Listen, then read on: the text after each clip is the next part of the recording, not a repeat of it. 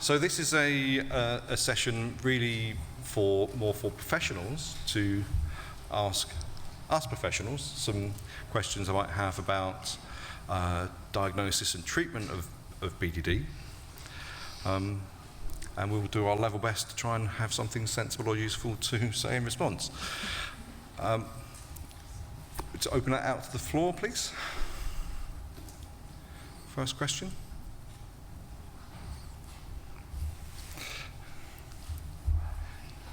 Kitty's just coming with the mic. No nasty questions No from our ones. enemies. Not a psychologist, don't worry. We deal with a lot of medical weight loss treatments, and sometimes patients, they come and tell themselves they have this binge disorder. And then when I go into the detail, I can't feel they have a binge disorder. So do you have any guidance where we can follow what actually is this binge disorder, or how often they should have it, or for how long they should have this problem? I'm sorry, what kind of disorder was it? Binge eating disorder. Binge eating disorder, I'm sorry, Yes. thank you. Well, this is a great Someone with binge eating disorder inevitably has a lot of body shame, and many people with BDD and other body shame type problems have similar processes going on in terms of avoiding lots of situations and lots of safety behaviours, things they might do to camouflage themselves perhaps, or to check, and they may be ruminating and being very self-focused. So there are often very similar, I think, processes going on across eating disorders and BDD, and sometimes other disfigurements and so on. Don't know if that answers your question. Yeah, partly, but I have one or two patients, they just come and feel they have binge disorder, and I'm trying to convince, no, you don't have that. So I'm going to refer to the BDD psychologists to see, what diagnosis they come with. They are otherwise perfectly so normal. High achievers, extremely good looking, everything is perfect, and even their BMI is less than 25. But they say, oh, doctor, I have this binge disorder, can you do something? I say, I don't think so you have, but I'm not a psychologist, so I'm going to refer them, and when I get the feedback, maybe I'll be in touch with you. Thank you. Well, just to say, technically, I'm just saying that binge eating disorder is part of eating disorders, and many eating disorders have body shame, body image problems. And so I think it's often a neglected area within an eating disorders world. And I'm not in the eating disorders world, but that's my observation. Absolutely.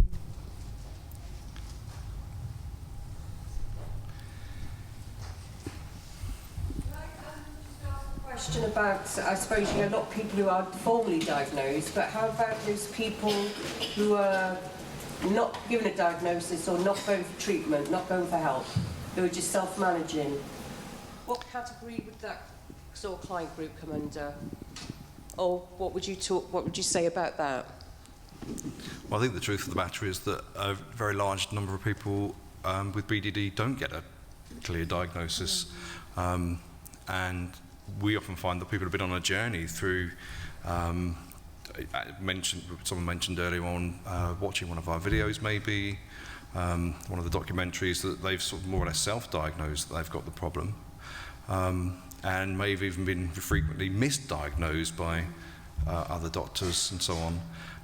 So it's a very common part of the experience of having BDD is needing to be quite determined to find your own diagnosis and make your own strides towards treatment. Something curious, though, I've never quite fully understood. And that is that some people would make an appointment to see me to come, for an overview and assessment and so on. And my secretary always asks, well, what type of problem have you got? In order to be able to send out the right questionnaires and things like that. And so many of them do say, well, we've got BDD type thing.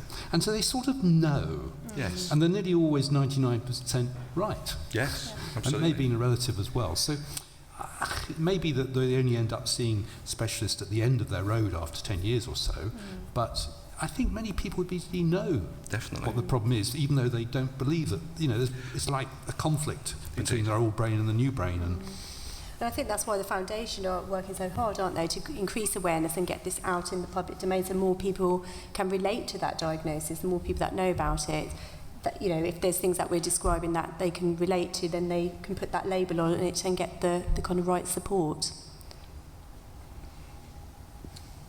Oh, hello. Hello, thank you. This is my first time here, and I'm here as learning, as I suppose everyone is. I just wondered whether or not you could point me in the right direction to know where any training for professionals is available. That's one question. My second question is sort of what the BDD Foundation and Maudsley may be the kind of most relevant and now research you're engaging in, just as somebody that would like to be able to sort of follow and point people in the right direction. Shall I take this to start with?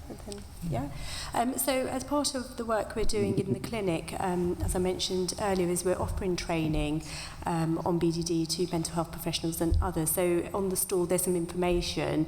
So for your first question, and also the foundation do various trainings. You can contact the foundation or us, and we can offer that. So that's the first thing. And then I guess I work in the young persons service, so that's predominantly kind of in terms of thinking about research and in answer to your question. I think for us it's very much focused on understanding more and more about how BDD can present in this group. As I mentioned earlier, the kind of research is really lagging behind what we know in the adult literature. So we're really interested, for example, in terms of how family members get pulled into BDD. There's been lots of research in OCD, so we know about 90%, if not all of families, accommodate, give reassurance, are providing kind of things for OCD, and we're looking at that in body dysmorphic disorder at the moment to then help support families and devise interventions for them to know what to do. But I think our focus primarily is also just on improving our treatments, and that's kind of the research we're doing at the moment. So some of the preliminary data I've shared this morning suggests that we've got the treatments getting better, but we need to test that in a kind of a proper trial so then we can disseminate treatment further. So that's what we're up to in the young person service, but I don't know if there's anything. The first question was about how do you find out about training. Mm-hmm. It's a bit of a mysterious art. So there's a number of people here in this audience, including myself and Rob and Anita and Emma, I can see, and Anne-Marie O'Connor and so on, who do provide workshops, introductory workshops. I think perhaps it might be helpful if we could try and do some sort of newsletter or something on the website for professionals to let people know when there are things coming up. Because it is somewhat sporadic, and depends on who we're promoting to. It might be within the BABCP or IAP services or whoever. So some IAP services will, if I'm doing a training, say for an IAP service on BDD, some will open it out to other healthcare professionals, partly because they want to help cover their costs. So it's a good idea that we could maybe advertise that if that's a possibility. In terms of research, well, I think we're also trying to develop the cognitive behaviour therapy. I've got a particular interest in trying to develop a compassionate mind module. It is very tough, though, because I think the key thing for me is trying to tackle the ruminating, the comparing, and so on, and trying to get people out of their head is very difficult. Thank you.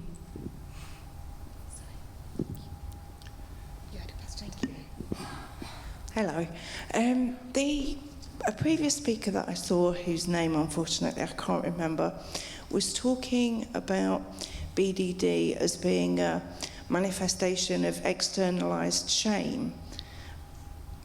If I understood that correctly, I probably haven't explained it terribly well. But I wondered within CBT how you deal with shame. It's a core part of dealing with BDD, really. So, go on. I think, and there are sort of two elements. Well, there are probably more than two elements to it, but one element, of course, is the person's shame that they're producing internally by their own self-criticism and comparing and things. And another really important element, I think, in BDD is people trying very hard to avoid any future experience of feeling ashamed or humiliated. And that's what I think drives quite a lot of the planning, preparing, trying to anticipate threats and then therefore trying to avoid them. So it's very much on, shame is very much on the table in treatment of BDD. Yeah, I think that shame, body shame, is the dominant emotion in BDD, is obviously mixed up with anxiety and self-disgust. And anything we can do to try and help people get out of their head, and we're going to talk a little bit about this in terms of the bully inside your head a bit later on today, but it's probably going to be more about trying to develop self-compassion and disengaging from the ruminating and really understanding the function of the shame in terms of trying to keep you safe in some way, and really understanding what the motivation is and trying to recognise that this is not acting in your best interests. There'll be a tricky question here from Emma. I'm worried about this. I'm going around this one who's been waiting for. It's one of you two, wasn't it? You had your hand up. I have a question about the fusions in BDD. You've talked a bit about it in your book. But it's not, you didn't elaborate on it. And I've tried to find some more literature on it in the BDD, but I can't really see it anywhere.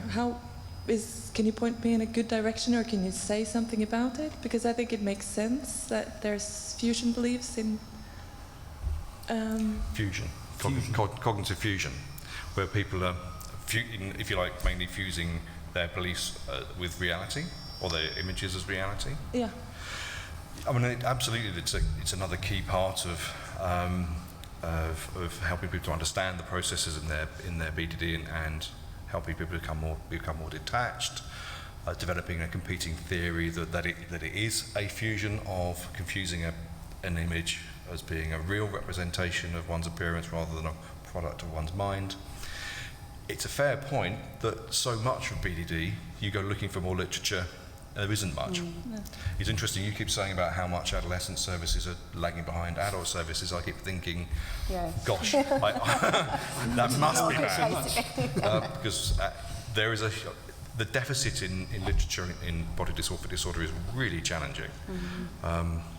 But I mean, I've started to take a different take on this, I think, and actually it's, thinking about BDD is at one level, but actually if you go down another level, trying to think about the processes that cut across these different diagnoses, whether it's social phobia, OCD, anxiety, depression, there are very similar processes going on. And I don't think there's ever going to be any, well, there will be some specific things to BDD, but there's a lot of other common processes, and I suspect that in BDD we'll be playing catch-up to our understanding of other conditions and applying in ways of trying to deal with things.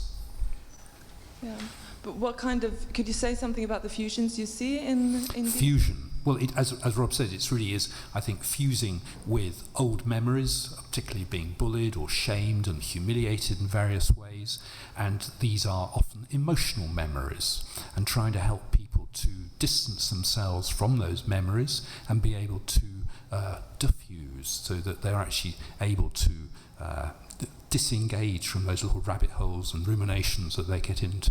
It's really tough. I think it's really difficult because, of course, the emotion takes over, and the emotion is all about threat and keeping you safe. And so it's the automatic, go-to thing to escape or to use a safety behaviour.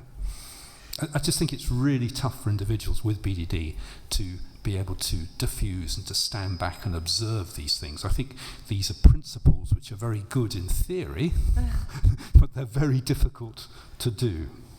I think a small part of it can be that because of everyone's brain having a better safe than sorry bias, and the individuals who may have been bullied and teased and things might have even become more inclined to play the better safe than sorry card. And why then, so it might be sometimes important to think about why don't you just dismiss it as a product of your mind? The image of your appearance as being distorted or ugly or so on, or those critical thoughts. And again, understanding that some of that could again be strategic. I won't take the risk of assuming it's just BDD, it's just an image in my head, because if I do, what a lot of people say is I might then let my guard down, start to think I look okay, then maybe one day I'll find out that actually all the while I really did look as bad as I thought I did, and people have been sort of sniggering about me behind my back, and the fear is then I'll feel even more humiliated than I do now. So sometimes just trying to pull those beliefs out a bit about why do people not dismiss or diffuse can also take you a little bit further down the track as well. And publish the last part of your PhD run, which is all about the beliefs about ruminating. Sorry, I just had to get that one in. Sorry. Hi, thank you. 2 parts. Is CBT the only therapy you offer, number 1? And number 2, how do you find it effective? Well, we've seen, so yes, broadly speaking, CBT is we have to follow the guidelines, the NICE guidelines on effective treatments, and CBT is the only, if you like, proven effective treatment in the treatment of BDD, psychological treatment for BDD. Although the truth is that, as David's mentioned, with compassionate mind training and so on, CBT therapists are inherently magpies, and if something in another approach works, we will steal it. So Rob, part of his PhD was in imagery scripting, which of course was originally developed in Gestalt therapy, and so it's now been developed and evaluated, and now it's rebadged. It's part of CBT, you see. It's very clever. But the outcomes, as a meter showed this morning, we're seeing what at one point I think were outcomes we would have only dreamt of, really. 60-70% of people recovering is incredibly impressive. Yeah, I definitely see CBT as like an umbrella term, and sort of picking up on what David said. We do pull across different techniques. So at the moment we're thinking a lot about techniques from DBTs of managing emotions, and kind of when you're feeling really distressed, maybe pulling some of that in. So it's not kind of purely CBT, it's very much kind of drawing, and we're testing things out to see what we might need to be adding to CBT to kind of enhance its effects. So that's kind of where we're at. And it's not therefore about testing the content of the beliefs. It's not about, well, what's the evidence that you're ugly? And let's go and do a survey and things like that, because that would be more generic CBT, which can be helpful for depression and so on, but it's not helpful for BDD. It's much more about focusing, I think, on the processes, particularly the ruminating, being very self-focused, the comparing, and so on. Thank you. Hi. Oh, I'm loud. To be honest, I struggle with just talking about the therapy being just CBT. I mean, I understand the NICE guidelines and things, but when you're talking about regulating your autonomic nervous system, I mean, that's really trauma reduction stuff. I come from an addictions background, and certainly, whilst I know that there's a CBT element that's needed there for the practicalities, for the habit changing, unless there's some address of the trauma reduction, then I see clients relapsing. And what I heard this morning was that, you know, relapsing is also common in BDD, and I just wonder what your thoughts are on that. As David mentioned, part of my research, when we published a small paper on this a few years ago, was on using imagery rescripting for early aversive experiences in BDD. And it's certainly, because we're aware that there's been the risk factors for BDD include things like abuse and bullying and other forms of teasing and ridicule, even in the home. We are very aware that we often need to do some work on those, even if you would think of them as small t traumas. We're very aware that often we need to do some work in that area. Yeah, I just wondered that rather sort of reinventing stuff, like you say, you know, with imagery scripting. I mean, there's already, you know, psychodrama, EMDR, EFT, different approaches that could be incorporated today. Yeah, and I'd really welcome people doing the research in terms of small single-case experimental designs and really trying to demonstrate that does have something to contribute. As you said, you see, not everybody with BDD will make a clear relationship to adverse experiences in the past. My experience, maybe about 50-60% may do, usually around bullying, teasing, things like this. A few with different types of sexual abuse and so on, but it doesn't usually relate to it as trauma. There's certainly difficult experiences. And the real worry of people shifting to a different model would be that they may then not incorporate the other proven effective elements of CBT.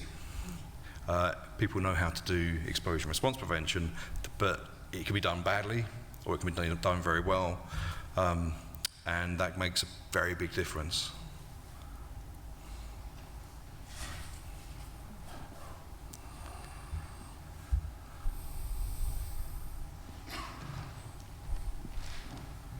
And probably not best not to forget the medication, because there is, just as much evidence for SSRIs, and Prozac was the love your mother never gave you, so that it's probably just as, it seems to be just as effective.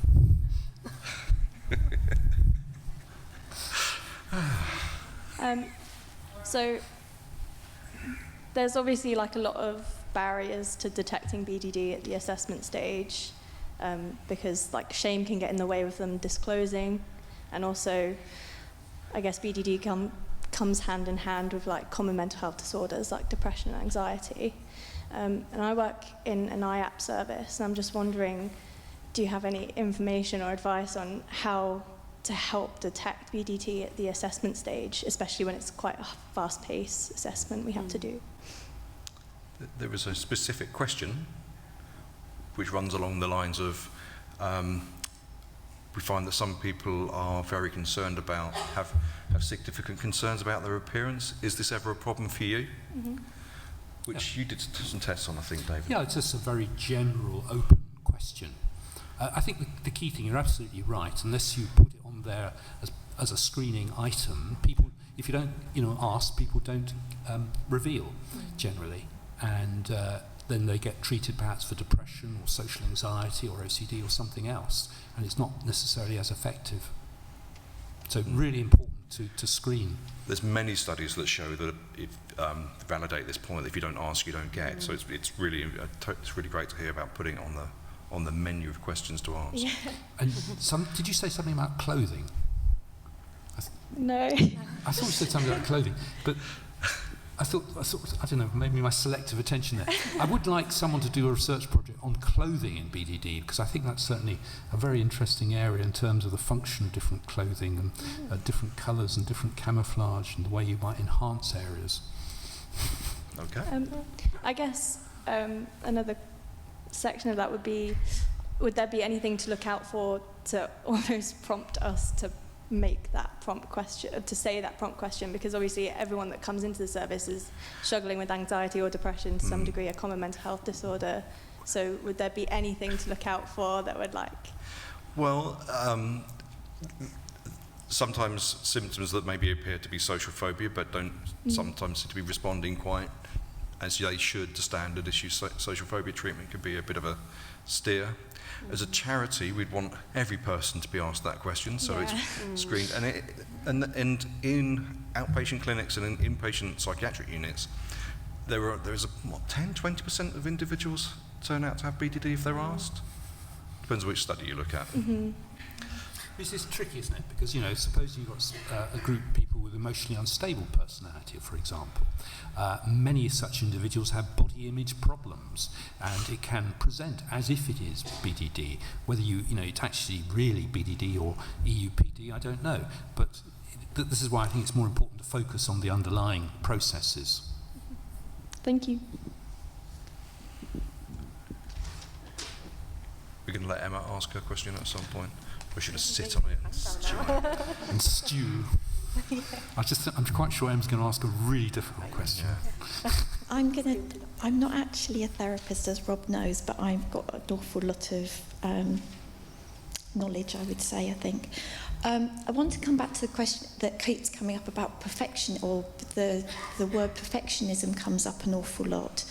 And do you find that with a lot of the people that they do have that tendency, or they have that as part of their personality, that they see that they have this sort of perfectionistic way, which is again why they see the way they do? It's certainly the case with my daughter, and how that can be addressed in treatment, or even as a mentor, as her mum, how that can be addressed. Does that make sense? Yeah, no, absolutely. So this is what we call self-discrepancy theory, and people with BDD tend to see themselves down here and just want to usually be average, just to fit in. Yeah, but there are some people who see themselves as average and want to be up here. The key is the big discrepancy, the change between how you see yourself and how you want to be. You know, most of us have small discrepancies if you don't have a body image problem, that we see ourselves bald and we would like a bit more hair, but the discrepancy is small. Yeah? Whereas I'm saying if the degree of discrepancy is what's important. So I think it's a minority of people who, with BDD, who tend to go for the perfectionist route. I mean, it's not, it's in a way, it's coming from, with her, it's coming from a way of like, it isn't good enough. And actually it's teaching her, yes, it is good enough. You know, it's like you can do, say, her artwork, you know, it would be done to the nth degree, and actually it's good enough, it's great, but she would get to the point of redoing it, you know, and the same with her makeup, but it's great, it's good enough, you know. And I think, and some of that is just that sort of perfectionist ways, because it's got to be just so, and therefore her looks have got to be just so, her symmetry has got to be just so, and all of that kind of thing. And it's just something within therapy, is it something that's can be addressed in a way? Yeah, I mean, often the way in with perfectionism as a rule is to try and find areas in which the person wants to be better at something, but being less perfectionistic would help them to do that. So you're still working within a sort of quite a high achieving kind of system, but you're speaking to the perfectionism through goals and other hopes and dreams. It's sort of a way of learning that the perfectionism isn't always a good thing. Right. Actually, it can be a negative thing to absolutely. you. If you're striving, if you're always striving for that, actually, you have to, like your comment with the head, you know, you have to, you know, it's good enough, and that in a way, as a therapist, teaching people that actually it is good enough. It's good enough, absolutely. Yeah. Well, it's usually regarded as a way of overcompensating for something else in your life.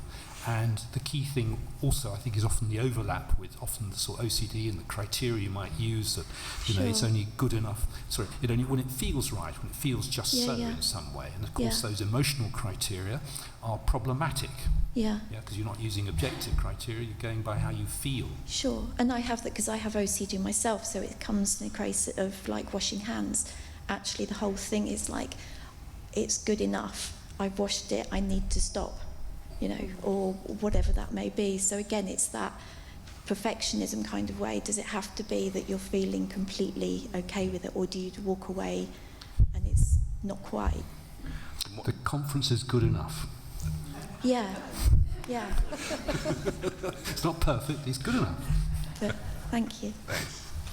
I do have lots of other questions, but another time. No, oops, it's a mistake.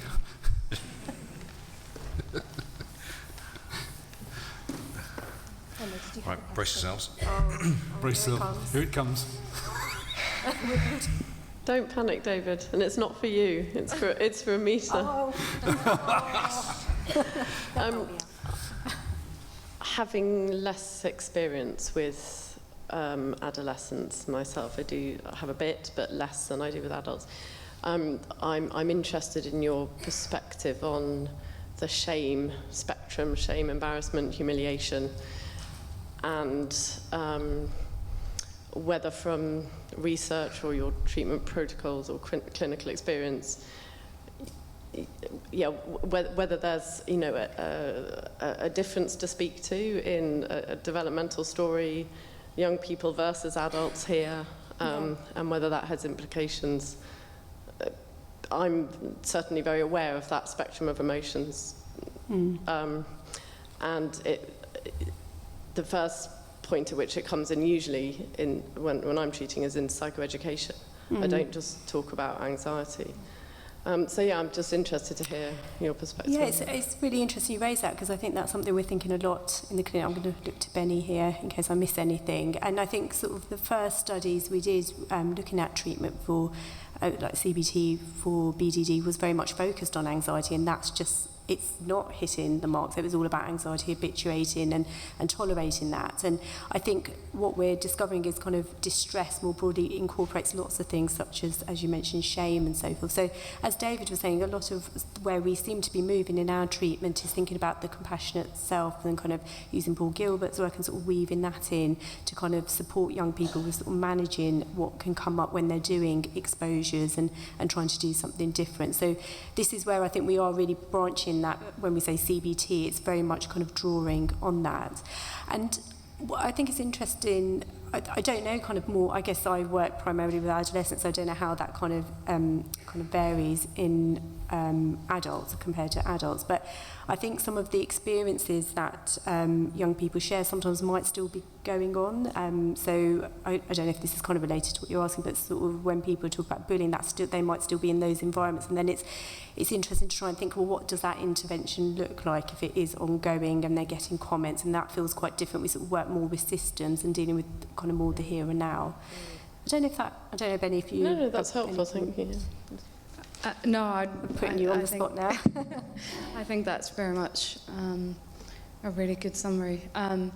It does feel clinically working with adolescents that there's a group that's primarily anxiety-based, and so we go in with a default of exposures, and we see really good outcomes with just exposures, and then there seems to be a subgroup of people where there's a lot more different kind of emotions, more related to disgust and shame, and so when those things come up, those emotions, that usually, as you say, they come up in the formulation, then we start branching out to more additional modules and borrowing more from the adult literature on the cognitive side and exploration of things. Thank you. Yeah. That's all evolving. Yeah. And, yeah. Oh gosh. We'll come on that way.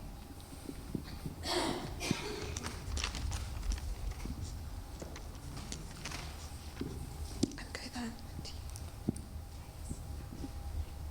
Hello, thank you. I'm interested to know the role of the unconscious in BDD and what your thoughts might be about that.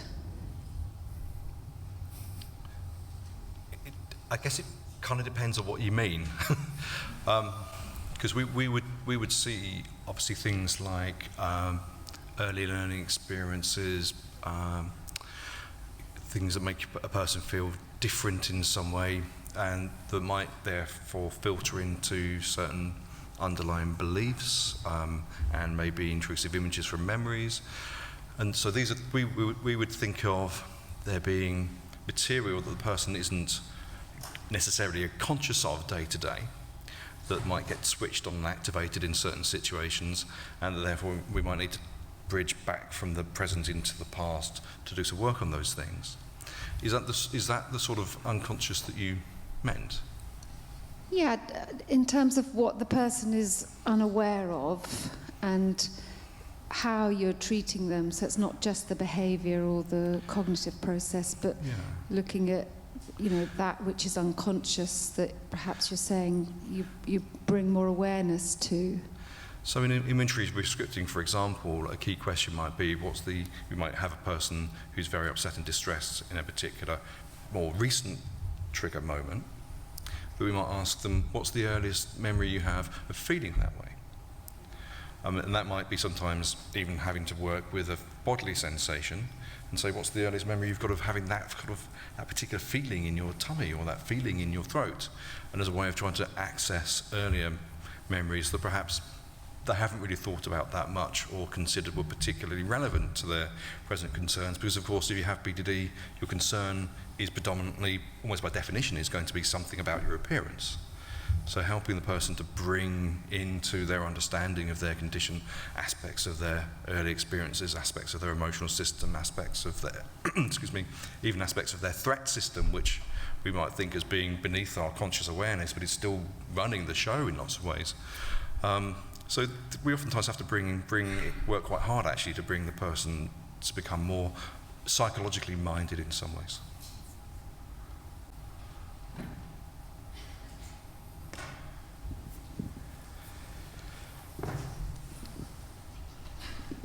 Hi, my name is Sunitha.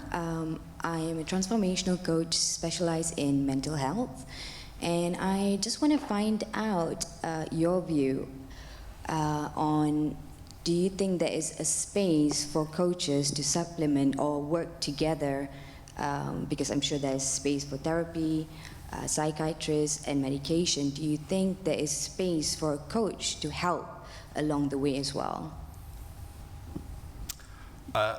David's looking at me because he knows that I have in fact been doing a little bit of work with a CBT trained coach of late to help me deliver treatments at home, or help to, so that the coach has more flexibility in his diary and tends to go off and do the more coal-face kind of work, if you like. I might try and do an overview of the treatment, but the cognitive behavioural coach will then spend some time at someone's home, we're helping them, supporting them with their exposures, and oftentimes it's a good way of really getting the ball rolling with someone who's finding it very difficult to get out of the house maybe, or find it very difficult to break some rituals, and they're in the place where we don't really want them to be heading for an inpatient treatment, but we also recognise that simply coming to see me for outpatient one-to-one treatment maybe isn't quite doing it.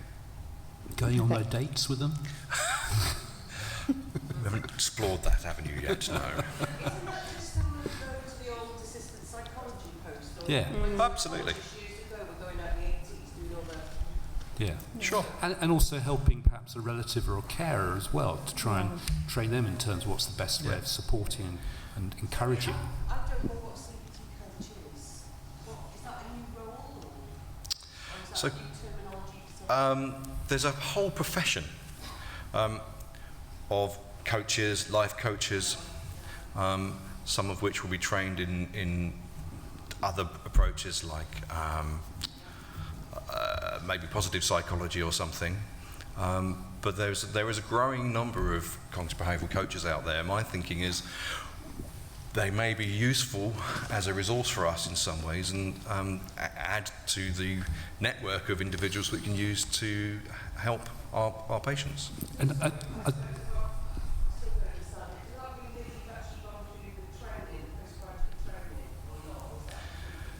so they would have done like you can do a postgraduate diploma or master's course in that. Because I'm thinking there's actually quite a few people with BDD and other emotional disorders where you can do quite a lot of experiments within the session, but they find it really struggle to generalise outside the session. And actually, if you can have someone with a good, compassionate, encouraging relationship with them in the moment, it really does help to make great strides and actually testing things out.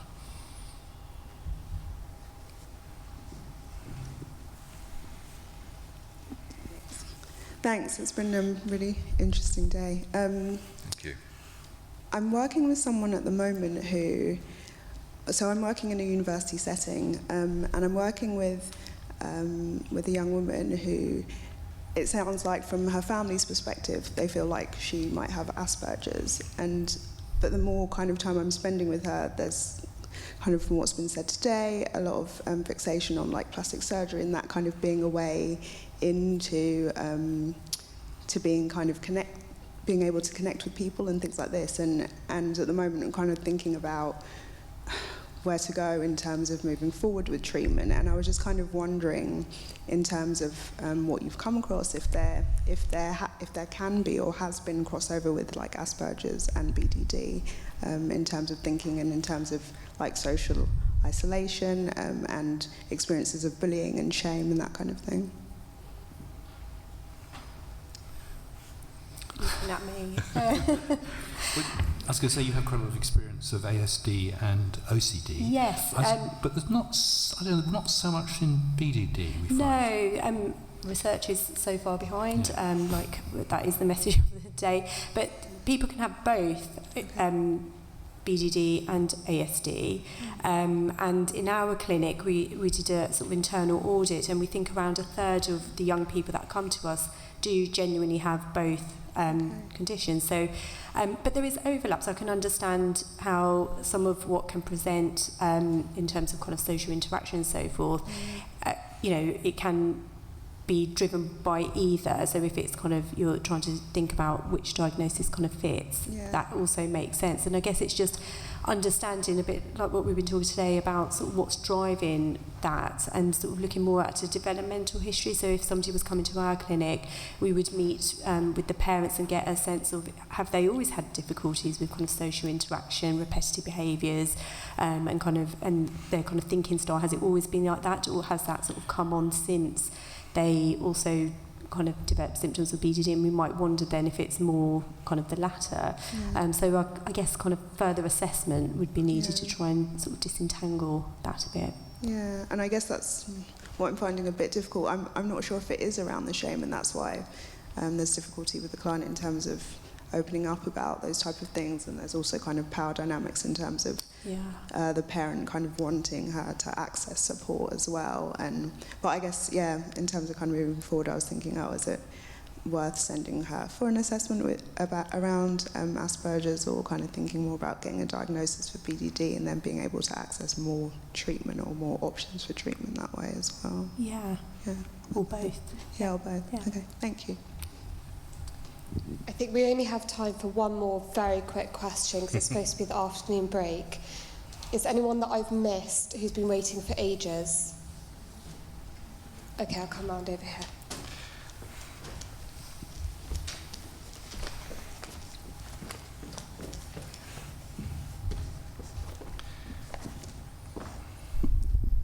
This is not a really quick question, but do your best. It might be a quick answer. What causes BDD, and why does it develop in some individuals but not others? It's a complex interaction of psychological, social and environmental and biological factors. Very good, Rob. And we'll talk a bit about that in my talk today. Sorry. Thank you very much. Thank you.